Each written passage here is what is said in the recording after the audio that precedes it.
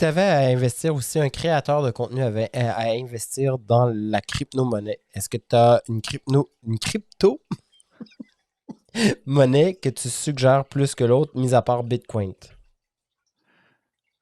Eh boy, ça c'est très dangereux. Je ne suis pas en aucun temps, vous devez suivre mes conseils là-dedans.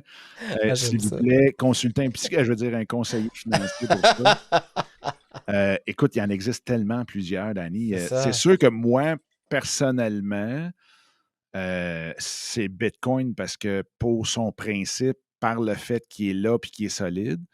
Ethereum parce qu'il y a beaucoup de choses, dont les social tokens qui sont faites à travers Ethereum.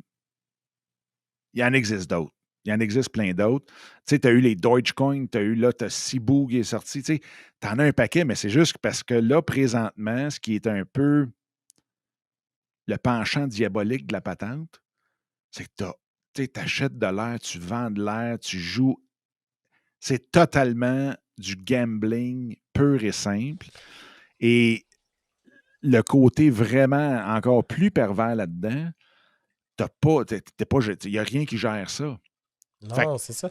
Moi, j'ai l'impression que c'est comme la nouvelle bourse, en fait. Tu sais, c'est une bourse ah, virtuelle. Mais ben, oui, je c'est une comprends ton bourse. là, mais tu comprends ce que je veux dire. Ouais. Encore, tu sais, il y a quelque chose de super stable et instable là, en ce moment.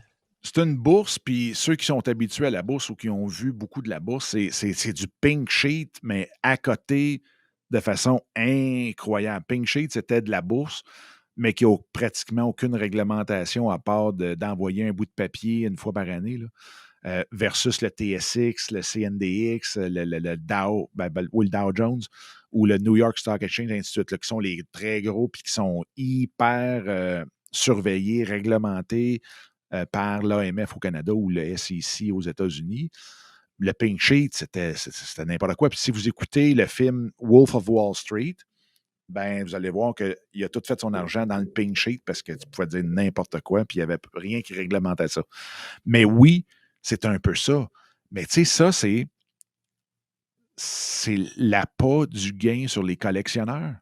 Regarde les cartes de hockey, les cartes de sport, les cartes tout court. Ça vaut quoi un bout de carton? 1 million? Ça n'a pas de bon sens. Ça n'a aucun bon sens. Fait que le NFT, c'est juste ça qu'il a fait. Il a juste copié une carte de hockey. Parce que la carte de hockey, tu ne peux pas l'imprimer. Il y en a une qui est originale, puis c'est celle que tu détiens dans tes mains, puis il faut qu'elle soit hyper bien faite. Ton NFT, il ne sera jamais altéré, là. Tu ne pourras jamais le faire grader comme on fait grader chez PSA, puis les cartes de hockey ou les autres cartes de collection. Ou est-ce que si un petit coin qui est le moindrement, tu tombes à 8 sur 10, puis ainsi de suite, puis blablabla, puis là, ta carte ne vaut plus rien, puis bon, tout le kit, ton NFT. Les 0 et 1 vont toujours rester dans le même ordre, là. Fait que c'est la beauté de ça, mais c'est vraiment juste pour étaler ta richesse, là. C'est la seule raison. Pour faire partie de la gang. Mais c'est juste que pour avoir été dans la bourse très, très, très longtemps, si tu ne fais pas partie des surfeurs en avant de la vague, quand tu en ramasses sur ta face, Exact. c'est spécial, là. C'est vraiment spécial, là.